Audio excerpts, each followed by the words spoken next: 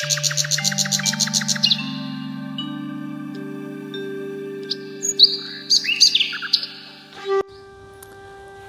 जी, मैं राधे श्याम फाजिलका का रहने वाला हूँ। मेरे वैसे तो कई अनुभव हैं, पर उनमें से मुख्य जो जब मैंने बापूजी को जानना शुरू किया, मैंने सन 1995-96 में सोनी टीवी से सत्संग सुनना शुरू किया। तब धीरे धीरे बापूजी का सत्संग सुनते सुनते ही मेरे जीवन में बहुत परिवर्तन आने लगा। धीरे धीरे तब मैं बिजली का काम करता था और धीरे धीरे जैसे जैसे मैं बापूजी का सत्संग सुनता गया, मेरे जीवन में बहुत परिवर्तन आ गया। पहले मेरा जीवन ऐसे ही बिल्कुल ख़राब था, फिर धीरे धीरे बापूजी का सत्संग सुनते सुनते मेरे जीवन में बहुत परिवर्तन आया। मैंने मांस मछली सब कुछ छोड़ दिया। मैं लोगों के घर में जाके बिजली का काम किया करता था।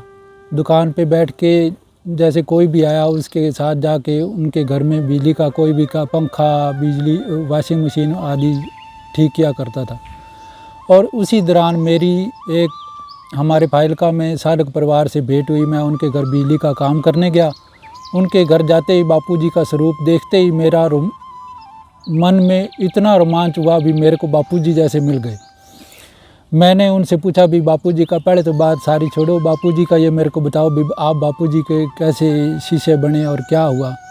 उन्होंने मेरे को देख के, मेरा रोमांच देख के बापूजी के प्रति उन्होंने मुझे बहुत प्यार से बिठाया और सब बापूजी का बारे में बताया भी बापूजी का फाजिलका में भी आश्रम बनने जा रहा है। वो सुन के मेरे मन में बहुत रोमांच हुआ। बापूजी का मैं पक्का भक्त बन गया। और जब उन्होंने बताया भी बापूजी का आश्रम बन रहा है, तो मैंने वहीं तभी से ही आना आश्रम में शुरू कर दिया।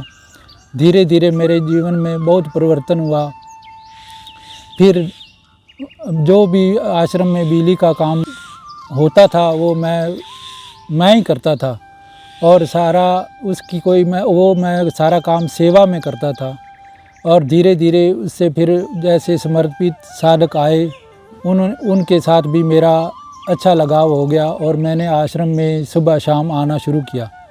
रोज़ प्रतिदिन मैं आश्रम में सुबह शाम आता था और धीरे धीरे उनसे मेरी बहुत लगाव हो गया। और एक दिन उन्होंने पूछा, बिराज श्याम तेरे को कितना सैलरी हो जाती है दिन की? तो मैंने कहा, प्रभु जी मेरे को तो अभी कुछ इतना अनुभव भी नहीं है और चलता फिरता काम करता हूँ, अगर 100 रुपया भी मेरे को मिल जाता तो मैं सारे दिन में बस ठीक है। उन्होंने आगे से बोला, उन्होंने वचन किया भी जब तेरे को 100 रुपया बन जाए ना, तो उसके बाद तू बाज़ार में नहीं रहना है और यहाँ आश्रम में आ जाना है। तो मेरे को सुबह पहला गाह कि 100 रुपये का मिल जाता था और मैं उसके बाद बाज़ार में नहीं जाके आश्रम में सारा दिन बिताता था। आश्रम में मेरे को जो भी सेवा मिलती थी, जैसे मिस्त्री लगे हुए थे उनके साथ काम करना और उनकी देखभाल करना, उनको जो भी सामान चाहिए होता था, प्रधान जी से भी मेरी अच्छी मित्रता हो गई और वो बोलते थे बाज़ार से ये सामान लाना है या ये लाना है, आश्रम के लिए जो भी सामान लाना है वो मैं लाता था। और कोई भी सेवा मेरे को मिलती थी वो मैं सेवा करते करते, प्रभु जी ने कहा, ये बात 1999 की है, तो वो बोले बापूजी चंडीगढ़ में आ रहे हैं, आप चलो और वहाँ से दीक्षा ले लो। और मैंने बोला मेरे पास तो पैसे है नहीं। वो बोलते हैं चलो कोई बात नहीं, पैसे की बात छोड़ो, तो आपको हम ले चलेंगे और बापूजी की दीक्षा दिवाएंगे। तो इससे मैं उनके साथ गया और 1999 में चंडीगढ़ में मैंने बापूजी से दीक्षा ले ली और मेरा जीवन इतना बदली हो गया। अभी लोग देख के बोलते थे, राधेश्याम तू तो बापू का पक्का भक्त बन गया है। और घर में भी मेरी इसी बात से, कभी पापा से कभी मम्मी से तू मैं हो जाती थी भी हम तो खाने पीने वाले हैं, तो हमारे घर में कहाँ से बापूजी का साधक पैदा हो गया।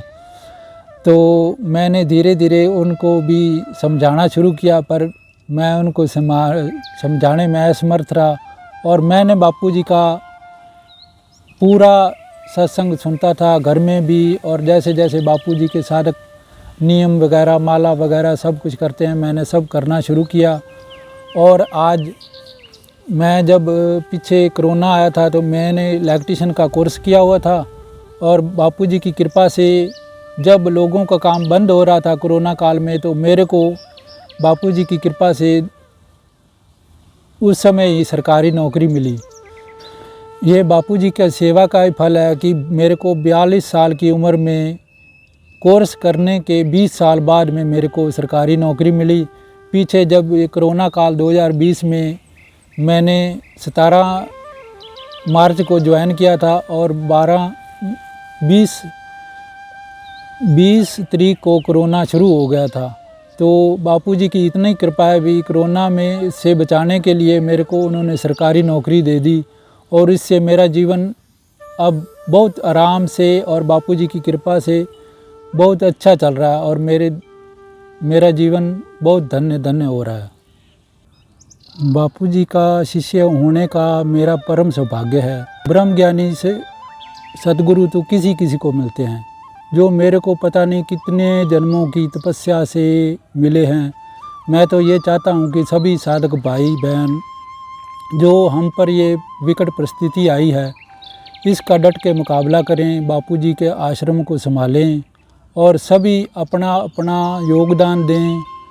बापूजी के आश्रम की जितनी हो सके सेवा करें और बापूजी का सुप्रचार करें और अपना अपना जीवन धन्य करें, और सब मिलकर सब बापूजी की सेवा और सुप्रचार में अपना जीवन लगा दें, तो ही हमारा जीवन गुरु भक्ति के लिए हम गुरु भक्त बन सकते हैं, नहीं तो हमारा जीवन ऐसे व्यर्थ ही जा रहा है।